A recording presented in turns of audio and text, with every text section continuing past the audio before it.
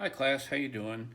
Hope your week has gone well. It's Friday afternoon when I'm making this. This is the next little project. We're getting close to being done with the what kind of basic techniques and things. But this, I forgot about this one. We have to kind of cover this, and they all sort of intertwine too. Please understand that different sort of techniques, you could say the wet in the wet looks like this, the drop technique does this, and so they all kind of intertwine.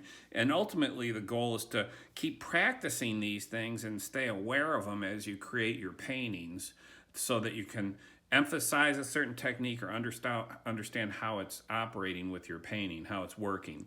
So what we're going to explore right now is, and like I said, this is probably the last thing before we start working on just assignments where you're making paintings, which will be a lot of fun. So the first thing is wet in the wet.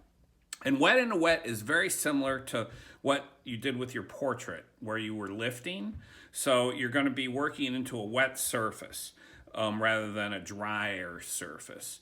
So the first thing to do, and what I'd like you to do for this, is find an object, an interesting object. And I found this piece of PVC plumbing, because I'm always doing plumbing around here. And I thought this was kind of cool, so I thought I'd try to paint it with the wet on wet technique, or at least I probably won't finish the painting, but I'll start it enough to give you an idea about what we're doing here. So anyway, so this is what I'm going to paint. Pick an interesting object for yourself. Try not to do your cell phone. I think cell phone paintings are really boring, like a painting of your phone. That's super boring. Don't do that. Just pick out something, a teddy bear, or I don't know, anything, and set it out in front of where you're going to be painting. And I would also ask you to work from life. Don't take a photograph and then paint from the photograph.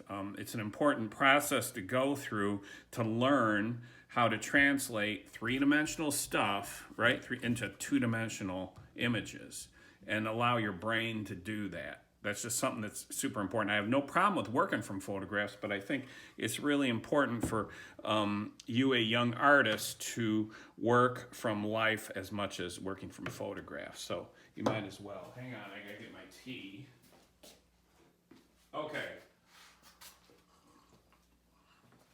So the first thing we're gonna do is wet in the wet. So I'm just gonna kind of wet the paper, basically, with the mop brush.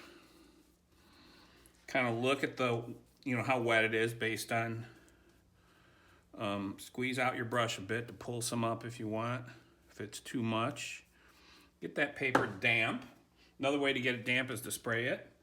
If you don't have one of these, I don't know if I had this on my list, but get yourself a spray bottle. As you start developing your own compositions, you will like using these.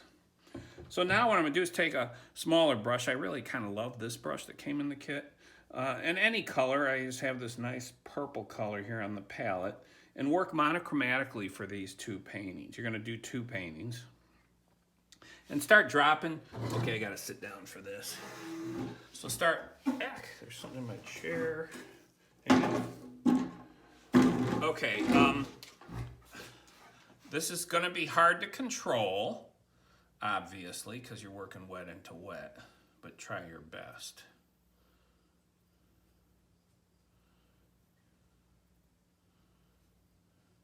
Basically, I'm just kind of looking at the shadows that the object creates. So I'm kind of working from light to dark. Nice, I'm squeegeeing off my brush to lift.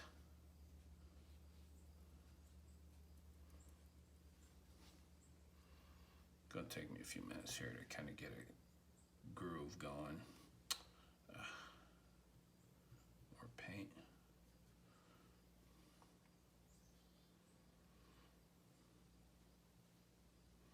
The whole point of the wet into wet thing is to really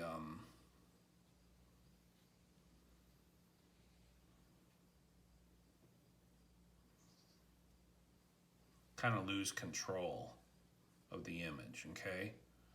Now I'm going to paint the negative space around it.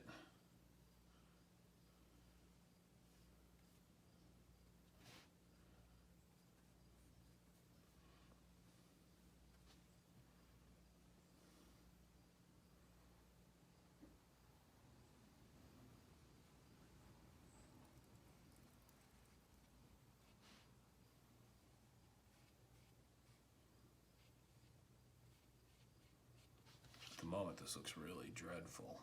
But that's okay, right? I've already said we're all doing crappy paintings this semester, or at least to start out with. I mean, there's sort of something happening here. And again, I'm trying to keep the videos as short as possible, so I'll be turning this off in a second.